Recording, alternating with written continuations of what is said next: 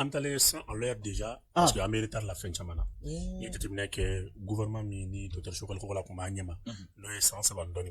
On peut dire que le domaine chamana la Amérique là. La fois la réconciliation nationale Amérique là, le consensus politique Amérique là, la lutte contre la corruption, le nettoyage maintenant, la lutte implacable contre la corruption, et puis le nettoyage même au sein même de l'administration Amérique là, parce que à tant l'administration m'a nettoyé, Amérique là, donc il était terminé que tant perdu maintenant chaque jour, ça compte, chaque retard compte, chaque heure compte, chaque jour compte. Donc, il y a un fouillement en blé. On dit que déjà que Femi Choguel Tara, aussitôt, Mami Nana, nous Femi le général de division, docteur Abdoulaye Maïga, Minana, il va être fort, allez Beni Joro Manet. Profil Mimbala, avec Bepre, ministère de Joro Manet. Vous voyez les gars là, à vous voyagez là nana. Azerbaïdjan, il va falloir lui envoyer quand nous avons politique barado que nous fait parce que Mali qui met pays de référence de ça moi jamais misali chama tanga fa chama a contrat jamana nyemako kan no blaqué anna so lo mo bora enfin quand nous avons barado que nous fait contrat barala are kunti antaro na no ta kunti donc kunu ni kuno sini be aso kunti taro na so na wula fa donc ni docteur Ablaye Maga ta kalaje il va faire moi do arracher mes 100 000 dans la naissance voilà ama ka fo femme do ay bagi sur 1998 général Muntu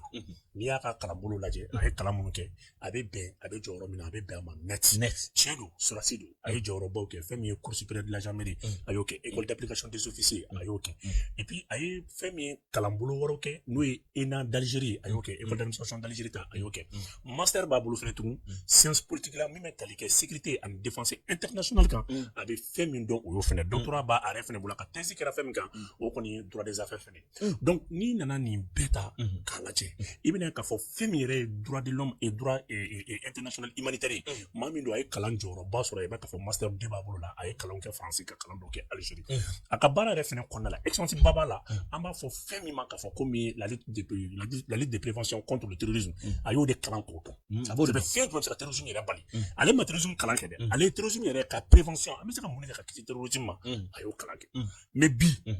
ni ye aka gouvernement ta ka jateminɛ k'a lajɛ maakɔrɔ 8 donna i b'a ye k'a fɔ maakɔrɔ 8 o bɔra cɛ 4 ani muso 4 premier ministre ale ni o kɔnɔ cɛ 3 ani muso 4 olu de bɔra gouvernement in kɔnɔna la mais gouvernement in yɛrɛ bɛna gouvernement tɛna gɛlɛya sɔrɔ transition kɔnɔ ka nin gouvernement in bɔ ka gɛlɛya sɔrɔ a bɛna gɛlɛya sɔrɔ a bɛna fɔra ni ninnu de bɛna gouvernement nɔgɔya ko bɛna kɛ ko nɔgɔma nin gouvernement de bɛna kɛ gouvernement ye min bɛna pression caman sɔrɔ a pression fɔlɔ ye mun ye gouvernement in bɛna kɛlɛbolo 3 fɛ o bɛɛ b'a attaquer kɛlɛbolo fɔlɔ ye min ye pression extérieure bɛna kɛ gouvernement kan kosɛbɛ fɛn min ye an bɛna parce que gouvernement in bɛna bɛn wagati min na an bɛna bɔ communauté régionale caman na an bɛna bɔ jamajɛ baara caman bɛ yen i n'a fɔ CEDEAO n'a ɲɔgɔnnaw an bɛna bɔ o la a nana bɛn waati fɛnɛ ma tugun waati min an bɛ ka don communauté régionale wɛrɛ la n'o ye AES fɛnɛ an n'a sɔrɔ o b'a baara daminɛ la donc ni i bɔtɔ ko dɔ la i bɛ ka don ko dɔ la o y'a dama pression a ka pression belebeleba bɛna min fɛnɛ kan tugun o de ye o kumana fɛn min ani diɲɛmaa ni ɲɔgɔn cɛ partenaire kuraw an n'olu cɛ bɛna diriger cogo di donc Ablaye Mayiga y'o kalan kɛbaaba ye parce que ni jateminɛ kɛ en diplomatie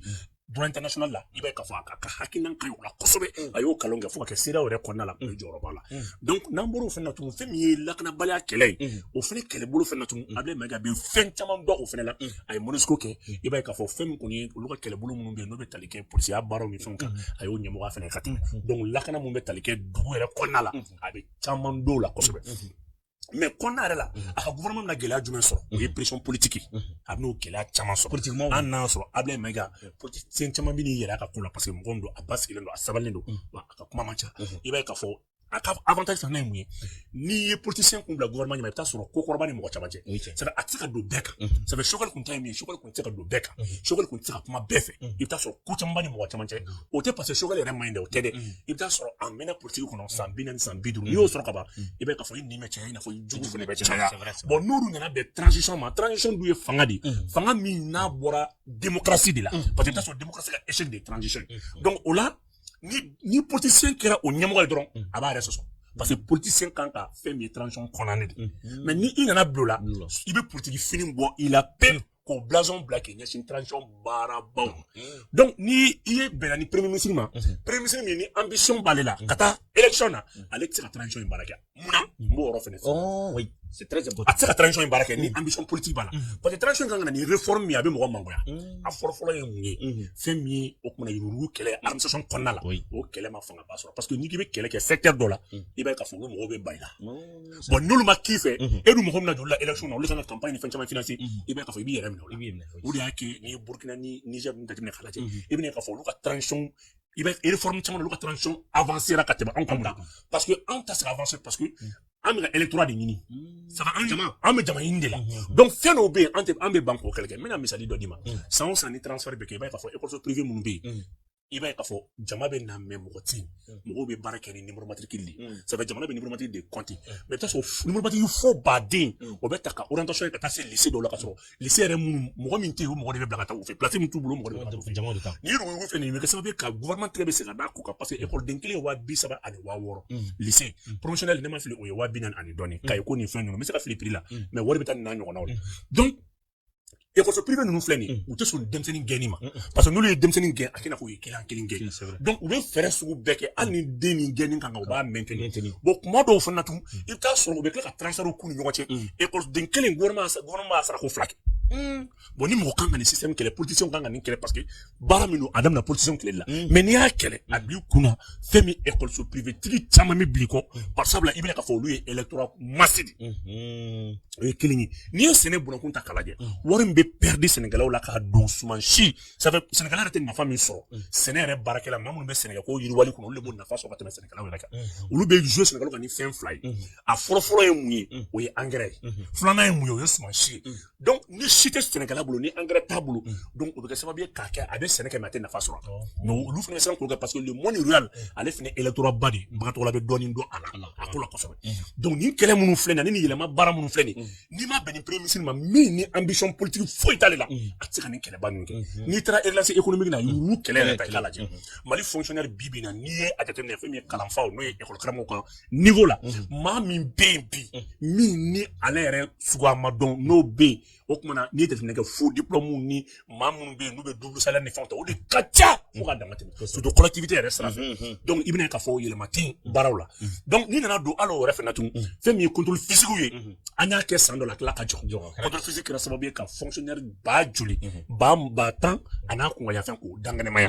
mais olu sara wari tɛ jɔ fo miliyari 30 ani miliyari 5 la a wari kun ka ca olu ka salaire dɔrɔn donc ninnu ye kɛlɛw de ye ni ninnu ma ye ka gouvernement dɛmɛ ka baara dɔw boloda a tɛ se ka ɲɛ n'i y'an ka impôt ale ni douane ta k'a lajɛ majɛ caman bɛ na baara la fɛn caman na surtout an b'a fɔ min ma ko BRI n'o ye bureau de régime extérieur ye bureau de régime économique ye n'i ye nin jateminɛ k'a lajɛ ninnu ye yɔrɔ de ye douane kɔnɔ min kan ka supprimer n'a ma supprimer a bɛ kɛ sababu ye ka na ni complicité ba de ye commerçant ni douaniers ni ɲɔgɔn cɛ nafolo caman bɛ yen o tɛ se ka sɔrɔ fɛn caman na n'i taara o la ka taa affaire économique fana la ale ni douane bɛ ɲɔgɔn sɔrɔ fɛn caman na i b'a k'a fɔ n'u ma bɔ ɲɔgɔn na ale dun fɛn nin o de bɛ kɛ sababu ye ka wariba caman bɛ yen k'a latɛmɛ ka bɔ jamana kɔnɔna la n'i taara transport sira fɛ i b'a k'a fɔ maliyɛn commerçant bɛ remorque san k'a dilan n'u y'a dilan u b'a kɛ olu de a ka kɛ 18 mètres u bɛ remorque dilan ka kɛ 23 mètres n'u y'a kɛ 23 mètres u bɛ conteneur 3 n'u kan k'o dédouaner u bɛ conteneur 2 ka conteneur 1 tila o ni ɲɔgɔn cɛ k'o ladon camion kɔnɔ donc chaque fois i t'a sɔrɔ a bɛ don conteneur 3 ye mais conteneur 2 b'o de dédouaner mais conteneur 1 o bɛ to yen conteneur 1 dun 7 millions dédouanement prix bɛ 7 à 8 millions 10 millions fo 20 millions n'a ɲɔgɔnnaw donc n'i ye nin bɛɛ jateminɛ k'a lajɛ bon camion bɛ dilan tan i bɛ jateminɛ kɛ camion dɔw bɛ don mali kɔnɔ don cogo la min n'a a ma se ka n'i ye an y'a ta fɛnɛ tun malo ni balo fɛnɛ sira fɛ tun u bɛ connaissement min kɛ k'u b'a fɔ ko n bɛna nin minɛ hakɛ de dédouaner n'a y'a sɔrɔ tonne 800 don o tonne 800 u bɛ tila ka bɔrɔw dayɛlɛ ka dɔɔni bɔ o la tun ka tila tun k'o connaissement n'o o ye document min bɛ présenté douane na i bɛ bɛnbɛn kɛ ka kan dɔw ni douanier dɔw bɛ bɛn a kan k'o kɔnɔna falen donc au lieu de 800 tonnes u bɛ o kumana fɛn min ye 600 tonnes u b'o de dégainer 200 tonnes o y'a sɔrɔ u y'o document fɛnɛ falsifié k'o bila ninnu ye régime économique ye min ni an y'a nin d'a kan n'an y'a kɛlɛ kɛ jamana bɛ se ka au lieu de douane ka taa 700 milliards la on peut aller jusqu'à 1500 milliards la m'a faamuya donc jamana bɛ nafa ba sɔrɔ n'i nana secteur télécommunication fɛnɛ i bɛna k'a fɔ n'i ye mali yɛrɛ ka kunnafoni di u bila bɛɛ fara ɲɔgɔn kan mali yɛrɛ ka abonné bɛɛ fara ɲɔgɔn kan an bɛ don min na ko bi a t'i jɔ maa miliyɔn 23 la bi hali san filɛ yɔrɔ min na an ma miliyari 700 sɔrɔ fɔlɔ chiffre d'affaires la gouvernement tɛ dɛ olu yɛrɛ ko k'u bɛ min sɔrɔ ka tɛ miliyari 700 a bɛ se ka lakali cogo di e ka ni mɔgɔ miliyari ni mɔgɔ miliyɔn 23 ta i ka au moins tu prends la moyenne de communication a ta dɔrɔn 10 francs na o bɛ joli sɔrɔ le Mali peut perdre chaque jour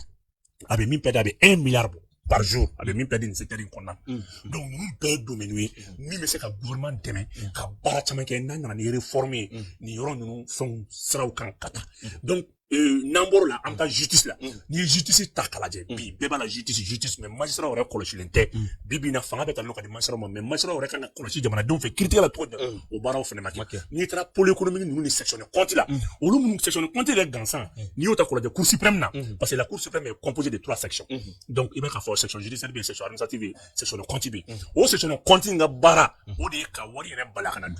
ni war duna ya chene sans en privé général rapport bam ke ni milara ke c'est vrai, c'est des informations. Enquête ma kuka, à vérifier mais quand on y est kafo, ni section de compte, allez ka bara, ni en fina fitini de rebeka fo, wale la section de malikono. Au cours du gouvernement, c'est subvention blakata roro, primature, présidence, katabla, EPA, on est fait le gouvernement ka, jamana ka nafulu beta roro. On le kan ko roro nous clocher. Ou à nous le rapport vérifier kafo. Ok, war, iye war min di ka fa ma salu. O war sekesera ko ye butu tala ayaka ganya. Ale fisa gouvernement yamana ka war ko fana blakata